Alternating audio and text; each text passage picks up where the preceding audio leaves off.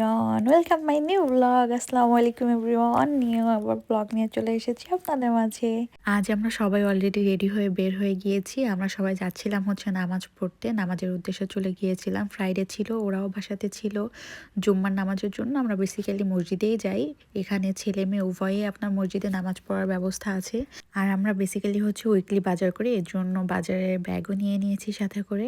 নামাজ শেষ করে আসার পথে একবারে বাজার শেষ করে বাসায় নিয়ে চলে আসবো। আর হাঁটতে হাঁটতে অলরেডি পৌঁছে গিয়েছিলাম মসজিদের কাছে। মসজিদটা মাশাআল্লাহ অনেক বড়। এখানে ছেলেদের নামাজ আর মেয়েদের নামাজ তো অবভিয়াসলি আলাদা পড়তে হয়। ছেলেরা বেসিক্যালি হচ্ছে মসজিদের ফ্রন্ট সাইড থেকে ঢুকে অ্যান্ড মেয়েরা হচ্ছে ব্যাক সাইড থেকে ঢুকে। বাট ঢুকতে ঢুকতে গল্প করতে করতে রোডে অলরেডি আমাদের অনেক লেট হয়ে গিয়েছে, তাই খুব ফাস্ট চলে যাচ্ছিলাম। আলহামদুলিল্লাহ রাব্বিল আলামিন আর-রাহমানির রহিম মালিকি ইয়াউমিদ্দিন ইয়্যাকা না'বুদু ওয়া ইয়্যাকা নাস্তাঈন ইহদিনাস সিরাতাল মুস্তাকিম সিরাতাল লাযীনা আন'আমতা আলাইহিম গায়রিল মাগদুবি আলাইহিম ওয়ালাদ-দাল্লিন আল-হাইয়ুল কাইয়্যুম লা তা'খুযুহু সিনাতুন ওয়া লা নাওম। অ্যান্ড নামাজ শেষ করে কিছু টাইম কোরআন নিয়ে বসলাম। আসলে এখানে আসলে যে মনে কতটা শান্তি আর তৃপ্তি পাওয়া যায় বলে বোঝানো যাবে না। বিকজ অ্যাব্রোডের মতো কান্ট্রিতে নিজের ইসলাম প্রতিষ্ঠিত হওয়া, ইসলাম নিয়ে আসলে এখানে পরিচালনা করা, এই যে বিষয়টা, এটা যে কতটা ফিল হয় ভিতর থেকে, যারা অ্যাব্রোডে না থাকে, যারা মুসলিম, এরা ছাড়া ব্যতীত অন্য কেউ বুঝতে পারবে না আই থিঙ্ক। কারণ বাংলাদেশে 99% মানুষই ছিল মুসলিম, এদের মধ্যে চলাফেরা করে আসলে ওই ফিলটা পাওয়া যায় না। যখন আপনি অ্যাব্রোডে আসবেন, এখানে বিভিন্ন ধর্মের লোক আছে, ইভেন এক কথায় নাস্তিক আছে অনেক। এই দেশের মধ্যে নিজের ইসলামটাকে আসলে ফিল করা অন্যরকম একটা শান্তি, এটা হয়তো আমি কখনোই ভাষায় প্রকাশ করে বোঝাতে পারবো না। হোয়াটএভার, এবার আমরা চলে যাচ্ছিলাম একটু ঘুরতে, কারণ সামনে এখানে তো ক্রিসমাস আসছে। তো বেসিক্যালি বিভিন্ন সিটি অনেক সুন্দর করে সাজানো হচ্ছে। আগের ভিডিওতে তো আমি অলমোস্ট বলেছি যে এক একটা সিটি এক এক রকম। তো ডেকোরেশনের ক্ষেত্রে ওরা সেমভাবেই যে সব জায়গায় একইভাবে উদযাপন করে এমন না, এক একটা সিটিতে এই অনুষ্ঠানের উদযাপনটাও ঠিক আলাদা আলাদা ওয়েতে হয়।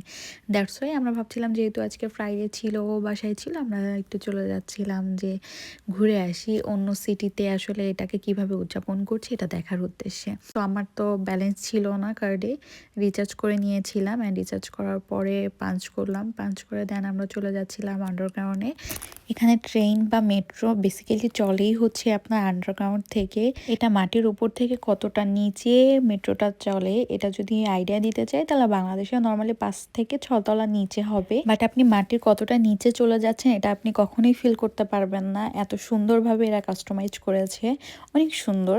অ্যান্ড এখানে আরেকটা মজার বিষয় হচ্ছে 99%ই আপনার মেট্রো ট্রাম এগুলা মেয়েরা চালায়। ইভেন এত স্মুথলি চালায় যা আসলে দেখলে অবাক লাগে। এটা আমি যখন ফ্রান্সে গিয়েছিলাম, ফ্রান্সেও আমি সেমই দেখেছি, 99%ই হচ্ছে মেয়েরা চালায়। ইভেন আমি নর্মালি যতগুলো ট্রান্সপোর্ট ইউজ করেছি সবগুলোই মেয়ে ছিল। লিটারেলি ওরা এত সুন্দরভাবে এটাকে পরিচালনা করছে গভর্নমেন্ট দ্বারা বা নিজেরা, এত কনফিডেন্ট মেয়েরা, আসলে না দেখলে বোঝা যায় না। আমার কাছে খুবই ভালো লেগেছে। আর বাঙালি মেয়েদের দ্বারা ট্রেন তো দূরের কথা, সাইকেলই চালানো পসিবল হয়ে ওঠে না, বাবা মারাই ভয় পায়, না না সাইকেল চালানো দেওয়া যাবে না। আর গ্রামের মানুষ তো মেয়েদেরকে সাইকেল যে চালাবে এটাও খুব ভালোভাবে নেয় না। হোয়াটএভার, বাংলাদেশের কথা নাই বলি, এই কারণে বাংলাদেশ অনেক পিছিয়ে আছে।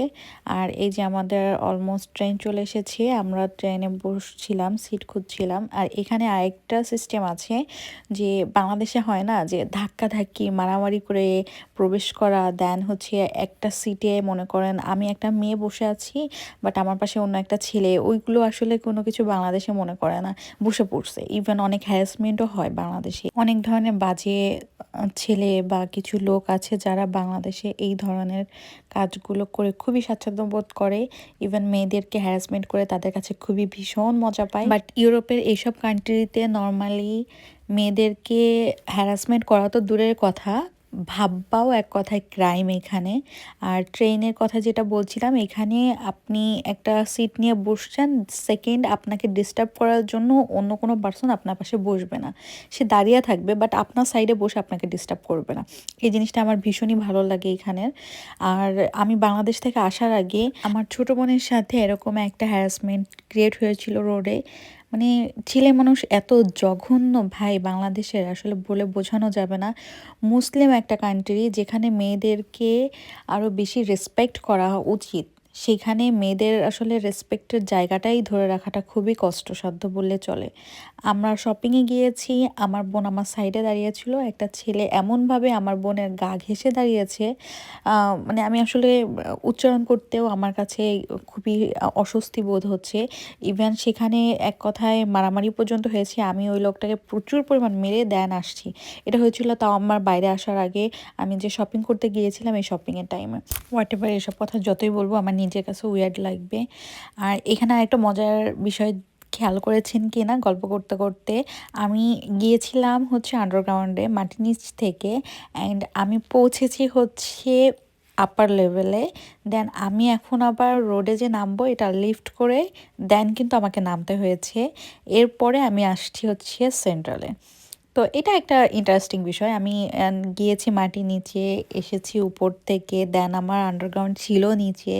এই যে ওরা এইটাকে ট্রান্সপোর্টটাকে যেভাবে মেনটেন করেছে যাতে মানুষের কোনো ধরনের চলাফেরায় সমস্যা না হয় বা রিস্ক না থাকে। কিছুদিন আগেও একটা নিউজ দেখলাম, বাংলাদেশে যে মেট্রোর ওখান থেকে আপনার মেট্রোর যে ব্রিজ, এটা রবার ব্যান্ড ভেঙে পড়ে একজন মানুষ মারা গিয়েছে। এই যে একটা মানুষের অনিশ্চিত লাইফ, এখানে এগুলো থেকে অনেক নিশ্চিত, কারণ অনেক সেফ ওয়েতে এই জিনিসটাকে তারা ক্রিয়েট করেছে। অ্যান্ড অলমোস্ট কিন্তু আমরা পৌঁছে গিয়েছি আমাদের গন্তব্যস্থানে। এখানে অলরেডি প্রিপারেশন চলছে ক্রিসমাসে। আমার যে কি ভালো লাগছিল। আমাদের কিছু ছবিও নেওয়া হয়েছিল, যদি ছবিটা আমার অ্যাড করা হয়নি। বাট ঘুরতে ঘুরতে পেয়ে গিয়েছিলাম আবার হল্যান্ড, আর হল্যান্ড দেখলে আমার মাথা ঠিক থাকে না। আবার ঢুকে গিয়েছিলাম হল্যান্ডে, ওদের প্রায় অফার চলে। তো কি কি অফার দিচ্ছিল এটা দেখার জন্য, কারণ আমার সাপ্লিমেন্ট খুবই আর পছন্দ হওয়ার বিশেষ কারণ হচ্ছে আমি শাকসবজি মাছ মাংস ওইভাবে খাই না। আর না খাওয়ার কারণে আমার শরীরে পুষ্টি বা ভিটামিন মিনারেলস ওইভাবে যায় না। দ্যাটস আমি এটা ট্রাই করি ক্যাপসুলের মাধ্যমে অ্যাটলিস্ট যেন আমার বডিতে এটা যায়। যদিও ন্যাচারাল তো ন্যাচারালি হয়, বাট ন্যাচারাল থেকে যেটা পাওয়া যায় এটা এগুলো থেকে মেইনলি পাওয়া যায় না। তারপর চেষ্টা করি আমার এটা যেন ফ্লাপ করতে পারি আমি। আপনারা অবভিয়াসলি ট্রাই করবেন মাছ মাংস খাওয়ার জন্য। আর সবথেকে এখানে বড় প্রবলেম হচ্ছে সবজি বাংলাদেশে যতটা অ্যাভেলেবেল, এখানে ওই ধরনের সবজি অ্যাভেলেবেল না। এবং মাছ মাংস বাইরের দেশে তো ওরা যে ধরনের খাবারটা খায়, বাংলাদেশে আসলে হালাল প্রক্রিয়া ওয়েতে এখানে ওইভাবে পাওয়া যায়। এখানে যে প্রোটিনগুলো দেখছেন, এই প্রোটিনগুলো বাংলাদেশে এক একটা দাম নর্মালি 40 থেকে 45 হাজার টাকা। এখানেও যে একদম প্রাইস কম এমন না, এখানেও অনেক প্রাইস, দ্যাটস ওয়াই নেওয়া হয়নি প্রোটিন। আর আমি একটা বডি স্পা নিয়ে নিয়েছিলাম, কারণ প্রচুর পরিমাণে ঠান্ডা পড়েছে, বডি বাটারের ভীষণ প্রয়োজন ছিল। নর্মালি কোনো ধরনের লোশনে আসলে বডির যে স্ক্র্যাপ পড়া এটা ঠিক করতে পারছিলাম না, দ্যাটস ওয়াই একটা বডি বাটার নিয়ে নিয়েছি। অ্যান্ড অর্গানিক শ্যাম্পু ছিল, সেটাও অফারে, তাই নিয়ে নিয়েছিলাম। বিকজ হেয়ার ফলের জন্য অর্গানিক শ্যাম্পু ইউজ করতে পারলে এটা খুবই ভালো। দ্যাটস ওয়াই এই অফারে ছিল, শ্যাম্পু নিয়ে নিলাম। এই যে আঙ্কেলটাকে দেখেছেন, ভাই রে ভাই, ইনি এত প্রোডাক্ট নিয়েছে, বাংলাদেশি টাকা নর্মালি মনে হয় 40 থেকে 45 হাজার টাকার, উনি শুধু সাপ্লিমেন্টই নিয়েছে। আমি আর অনেকে বলছিলাম দেখো কত পরিমাণ সাপ্লিমেন্ট খাচ্ছে এরা, যাক খাও ভালো। আর আমরা যে শ্যাম্পু নিয়ে নিলাম, আর হচ্ছে মাল্টিভিটামিন নিয়ে নিয়েছিলাম, যেহেতু ভিটামিনসের প্রচুর পরিমাণ দরকার আমাদের শরীরে। আর ঠান্ডার কারণে আসলে এই বডিতে এটা অ্যাবজর্বও হয় না, শাকসবজি ওইভাবে পাওয়া যায় না। এই জন্য চেষ্টা করি যে অ্যাটলিস্ট যেন সাপ্লিমেন্টের মাধ্যমে এটা আমাদের বডিতে চলে যায়। আর ও তো প্রচুর হার্ডওয়ার্ক করে, খাওয়ার ভীষণ দরকার, কিন্তু খাবার ওইভাবে পাওয়া যায় না। দ্যাটস ওয়াই মাল্টিভিটামিনের মাধ্যমে চেষ্টা করি যে সব কিছু যেন ঠিক থাকে। অ্যাটলিস্ট কাজ করলেও খাবারটা ঠিক রাখতে হবে। আপনি সারাক্ষণ কাজ করবেন বাট নিজের বডিতে দিবেন না, ইঞ্জিল তো চলবে না, তাই না? অ্যান্ড আমরা এখান থেকে বের হয়ে আসার পর বেশ সুন্দর কিছু জায়গা দেখছিলাম। এগুলোতে রেস্টুরেন্টগুলো এত সুন্দর ছিল। আর এখানে কোরিয়ান রেস্টুরেন্ট ছিল, চাইনিজ রেস্টুরেন্ট ছিল, বিভিন্ন ধরনের রেস্টুরেন্ট এখানে ছিল। অ্যান্ড অপোজিটেই ছিল একটা রাজবাড়ি, রাজবাড়িটাও ছিল অনেক সুন্দর। এখানে আমরা ঘুরতে গিয়েছিলাম, বাট আসলে আমাদের ক্লিপ নেওয়া হয় নাই। দেন আমরা চলে আসি নেদারল্যান্ডে একটা ব্র্যান্ডেড শোরুমে। এখানে আপনার ফিজিক্যালি সব কিছু কেনাকাটা করতে হয়, আপনার যেটা পছন্দ হবে জাস্ট আপনি চুজ করবেন, আর এখানে মনিটরে দিবেন, আপনার মতো আপনি নিয়ে নেবেন। এখানে কি কি ছিল আপনাদেরকে একটু দেখানোর চেষ্টা করব, কারণ এত সুন্দর সুন্দর জিনিস ছিল। আমরা ফার্স্ট চলে আসি হচ্ছে এই যে স্কেচিং জুতাগুলোর কাছে। এগুলো হচ্ছে রোলার স্কেচ জুতা। এই জুতাগুলো নর্মালের জন্য না, এটা হচ্ছে যখন বরফ পড়ে এবং ওই টাইমে যে রোলার স্কেচ করা হয় ওই টাইমের জন্য এই জুতাগুলো ইউজ করা হয়। এবং প্রাইস ছিল মানে ধারণার বাইরে। এটার প্রাইস ছিল হচ্ছে আপনার অ্যাভারেজ বাংলাদেশি টাকা 30 থেকে 35 হাজার টাকা থেকে স্টার্টিং ছিল, ইভেন লাখের উপরে ছিল প্রাইস কিছু ব্র্যান্ডের। অ্যান্ড পরবর্তীতে আমরা চলে আসি স্কিপলের কাছে। নর্মালি যে আপনারা বিভিন্ন ভিডিওতে দেখবেন যে বরফের মধ্যে যখন চলাচল করা হয় বা উপরে ওঠা হয় একটা লাঠির মতো থাকে, এটা হচ্ছে ওই লাঠিটি। এটার মাধ্যমে আপনি বরফের উপরে ওঠা বা মাউন্টেনে ওঠার সময় এটি খুবই কাজে দেয়। এবং পরবর্তীতে গ্লাস ছিল, যাতে গ্লাসের মাধ্যমে আপনি খুব ভালোভাবে বরফের মধ্যে দেখতে পারেন। জ্যাকেট ছিল বিভিন্ন ধরনের, উইন্টার জ্যাকেট বা ওই বরফের মাধ্যমে চলতে গিয়ে যাতে আপনার ভিতরে কোনো ধরনের পানি না যায়, উইন্টার প্রুফ বলতে পারেন বা ওয়াটার প্রুফ, দুইটাই আপনি বলতে পারেন। অ্যান্ড পরবর্তী আমরা চলে আসি সাইকেলের কাছে। ভাই সাইকেলের প্রাইস আমি নিজে দেখেই অবাক। এই সাইকেলটির প্রাইস ছিল বাংলাদেশি টাকা নর্মালি 7.5 লক্ষ টাকা। এবার আপনারাই বলেন, আপনারা কি সাইকেল কিনে ইউজ করবেন, না আপনি এই টাকার মাধ্যমে তো একটা বাংলাদেশে বাড়ি করাই যায়। আমার মনে হয় এই সাইকেলে না চলাচল করে এর থেকে হেঁটেই চলা অনেক ভালো। 7.5 লক্ষ টাকা দিয়ে সাইকেল কেনার মতো অ্যাবিলিটি আমার মনে হয় বাংলাদেশে খুব কম মানুষেরই আছে। আর এখানে আরেকটা জিনিস আমার খুব ভালো লেগেছে, সকল ধরনের পার্টস পাওয়া যায় সাইকেলে এখানে। এরা হচ্ছে এখান থেকে আপনাকে কাস্টমাইজ করে দিবে। এখানে দেখলাম যে জাপানিজ ছিল কিছু, অ্যান্ড ম্যাম হচ্ছে তার বাচ্চার জন্য সাইকেল মডিফাই করে নিচ্ছে। আপনি যে ধরনের চাইবেন আপনাকে আপনার পছন্দ অনুযায়ী মডিফাই করে দিবে সাইকেল এখান থেকে। অ্যান্ড পাশাপাশি কিছু স্কেটবোর্ড ছিল এবং আপনার ফিজিক্যাল অ্যাক্টিভিটিসের জন্য সকল ধরনের জিনিস এখানে পাওয়া যায়। আপনি যে কোনো জিনিস এখান থেকে নিতে পারবেন। আর এখানে যে সাইকেলগুলো দেখছেন, এই ছোট ছোট সাইকেল, এগুলো বাচ্চাদের না, কিন্তু এগুলো বড়দেরই সাইকেল। বাট এটা আপনি সম্পূর্ণভাবে ভেঙে ভেঙে ফোল্ড করতে পারবেন, খুবই সুন্দর। এবং এটা প্রাইসও ছিল অনেক হাই রেঞ্জের। দেন আমরা বের হয়ে যাই, বের হয়ে দেখছিলাম যে এখানেও ক্রিসমাসের জন্য অনেক সুন্দরভাবে সাজিয়েছে এবং পরবর্তীতে আরও বেশি ডেকোরেশন করবে, প্ল্যানিং চলছে ওদের, দেখেই বোঝা যাচ্ছে কাজ করবে আরও।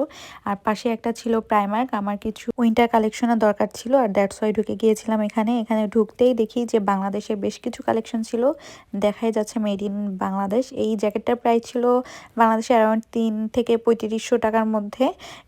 অ্যান্ড এগুলোর কোয়ালিটি খুবই বেটার ছিল। বাংলাদেশে এই ধরনের কোয়ালিটি পাওয়াও যায় না বললে চলে, এরাও হয়তো শুধু অ্যাব্রোডের জন্যই তৈরি করে। আর এই শোরুমটি এত বেশি বড় ছিল, মানে আপনি এই পাশ থেকে ওই পাশে কিছুই দেখতে পারবেন না যে এটা কত বড়। ইভেন এটা শুধু যে ফার্স্ট ফ্লোর এমন না, এটা আরও একটা ফ্লোর আছে, সেকেন্ড ফ্লোর। আপনি মিডিলে দাঁড়িয়ে এই সাইড থেকে ওই সাইডে দেখতে পারবেন না, ওই সাইড থেকে এই সাইডে দেখবেন, মানে আপনি এক নজরেই দেখে শেষ করতে পারবেন না, এতটা বড় ছিল। আর এখানে এত ইউনিক ইউনিক জিনিস ছিল। এটা হচ্ছে আমি আপনাদের একটু দেখিয়ে দিচ্ছি। এটা আইস ব্যাগ ছিল একটা, আইস ব্যাগের জন্য তারা একটা কভার তৈরি করেছে, লাইক পুতুল, মানে ভাবা যায় এটা আইস ব্যাগের জন্য তারা একটা কভার রেডি করে রেখেছে। দেন আমরা সেকেন্ড ফ্লোরে গিয়েছিলাম, বাট সেকেন্ড ফ্লোরে আসলে ওইভাবে কিছু পাই নাই, এই জন্য আর ভিডিও নেওয়া হয় নাই। পরবর্তীতে আমরা এখান থেকে বের হয়ে যাই, গিয়েছিলাম আমাদের পরবর্তী পছন্দের স্থান ইরাসমাস ব্রিজ। বাংলাদেশে যেমন পদ্মা ব্রিজ, যমুনা ব্রিজ, এই ব্রিজগুলোকে লাইক অনেক বেশি ইম্পর্টেন্স দেওয়া হয় এবং ঘুরতে যাওয়ার মতো অনেক এরিয়া আছে বা মানুষ এটা দেখতেই আলাদাভাবে ঘুরতে যায়, এটাও সেম এখানে। এই ব্রিজটিও অনেক পরিচিত একটি ব্রিজ নেদারল্যান্ডে এবং এটি দেখতে বাইরে থেকে প্রচুর পরিমাণ টুরিস্ট এখানে আসে। আর এখানে সব থেকে মজার বিষয় হচ্ছে এই পুরো এরিয়াটা সম্পূর্ণটা জুড়ে বিশ্বের যতটি দেশ আছে এই প্রত্যেকটা দেশেরই এখানে পতাকা আছে, লাইক সব ধরনের দেশ। ইউরোপ এক সাইড থেকে চলে গিয়েছি ইউরোপের, আর অন্য সাইডে হচ্ছে মিডল ইস্ট কান্ট্রির। আর আমি খুঁজছিলাম আমাদের বাংলাদেশের পতাকা, খুঁজতে খুঁজতে অবশেষে পৌঁছে যাচ্ছিলাম বাংলাদেশের পতাকাটা কোথায় আছে, এবং ওইখানে আমি একটু ফটোশ্যুট করবো এই কারণে। বাট আমি তো আমার পতাকা খুঁজেই পাচ্ছিলাম না, কোথায় যে ছিল বাংলাদেশে। অনেক হেঁটেছি, অনেক হেঁটে পরবর্তীতে একটু দেখা পেয়ে খুব খুশি হয়ে গিয়েছিলাম, এটা ছিল আমাদের বাংলাদেশের পতাকা। অ্যান্ড দেন এখানে কিছু ফটোশ্যুট করলাম। ওই যে একটু আগে বললাম না যে অ্যাব্রোডে নিজের ইসলাম দেখে বা ইসলাম প্রতিষ্ঠিত দেখে একটা আলাদা ফিল কাজ করে, সেমভাবে এখানে নিজের দেশের পতাকা দেখেও একটা অন্যরকম প্রাউড ফিল হয়, ভালো লাগার কাজ করে, এটা অন্যরকম একটা ফিলিংস। অ্যান্ড এই ইরাসমাস ব্রিজের নিচে কিন্তু আরেকটা জিনিস আছে, এখান থেকে আপনার ওই যে লাক্সারি যে ক্রুজগুলো আছে এখান থেকে আপনি বিভিন্ন জায়গায় ভ্রমণ করতে পারবেন। অবভিয়াসলি বেশ কিছু টাকা লাগে, বাট টাকা গেলেও ভ্রমণের অভিজ্ঞতা হয় কিন্তু অসাধারণ। পরে আমরা চলে যাচ্ছিলাম হচ্ছে ইরাসমাস বিচ এর উদ্দেশ্যে। আমরা উপর থেকে হেঁটে ওপারে চলে যাব এটা ভেবেছি। আপনি চাইলে ট্রামেও যেতে পারবেন, বাট আমি এটা উপভোগ করতে চাচ্ছিলাম। উপরে ওঠার পরে দেখি একটি ক্রুজে একটি গাড়ি নিয়ে যাচ্ছে, বাট আমি ভাবছিলাম যে এই গাড়িটা উঠালো কিভাবে এরা। ইউরোপে সবই পসিবল। হোয়াট এভার, যে ব্রিজটি দেখিয়েছিলাম এই ব্রিজটি কিন্তু সম্পূর্ণরূপে ফোল্ড হয় যখন এটির নিচ থেকে বড় বড় ক্রুজ যায়। এটি সম্পূর্ণভাবে ভেঙে উপরে চলে আসে এবং এটির নিচ থেকে যখন ক্রুজ যায় এটি চলে যাওয়ার পরে আবার ব্রিজটি আগের মতো করে স্ট্যান্ড করা হয়। আর এখানে আসার পর ঘুরতে ঘুরতে অনেক ক্ষুধা লেগে গিয়েছিল। আর আমরা তো আগেও দেখেছি যে বামেজে আসলে ফ্রান্স ফ্রাইটা অনেক বেশি টেস্টি। দ্যাটস ওয়াই আমি বামেজে যে আবার কিছু একটু খাওয়া দাওয়া করে নেই, পরবর্তীতে আবার বাসায় চলে আসি। আর হ্যাঁ, অনেকেই আমার কাছে জিজ্ঞাসা করেছেন এই যে বেল্টটি আমি খুলছি, এই বেল্টটা কেন সবসময় আমি ইউজ করি। এটা হচ্ছে আমার আইফোনের বেল্ট, এইটার সাথে অলওয়েজ আমি এই আইফোনটাকে ক্যারি করি। হ্যাঁ, অনেকে আবার আস্ক করবেন যে এভাবে কেন ক্যারি করি, এখানে চুরি হয়ে যায় কিনা বা এত হার্ড ভাবে নেওয়ার কি আছে। না, অ্যাকচুয়ালি চুরি হয় না কখনো, বাট পার্স ক্যারি করা হয় না। বাংলাদেশে নর্মালি যেমন আমরা একটু বাইরে গেলেও একটা পার্স ক্যারি করা হয় বা পার্স ক্যারি করি, এখানে পার্স ক্যারি করা হয় না। আর আমার ফোন অ্যাকচুয়ালি দুইটা ফোন হাতে নিয়ে তো হাঁটা যায় না, যখন তখন পড়ে যেতে পারে। আর আইফোন এত দাম দিয়ে কেনার পর পরে যদি ডিসপ্লে ফেটে যায়, আপনারা তো জানেন আইফোন যত দাম দিয়ে কেনা হোক না কেন এটি একটু নাজুক, অল্পতেই ভেঙে যাওয়া, ফেটে যাওয়ার, একটা স্ক্র্যাপ পড়ে যাওয়ার সম্ভাবনা থাকে। দ্যাটস ওয়াই আমি আইফোনটাকে এইভাবে ক্যারি করি আর অন্য যে একটি ফোন আছে হ্যান্ডিভাবে ওটা ইউজ করি। সবাই আমাদের জন্য এভাবে আবার দোয়া করবেন এবং পাশে থাকবেন ইনশাআল্লাহ, যেন পরবর্তীতে আবার এমন সুন্দর সুন্দর ভিডিও নিয়ে আপনাদের সাথে হাজির হতে পারি। নেক্সট ভিডিওতে আবার দেখা হবে ইনশাআল্লাহ। আজকের মতো আল্লাহ হাফেজ। You put down the phone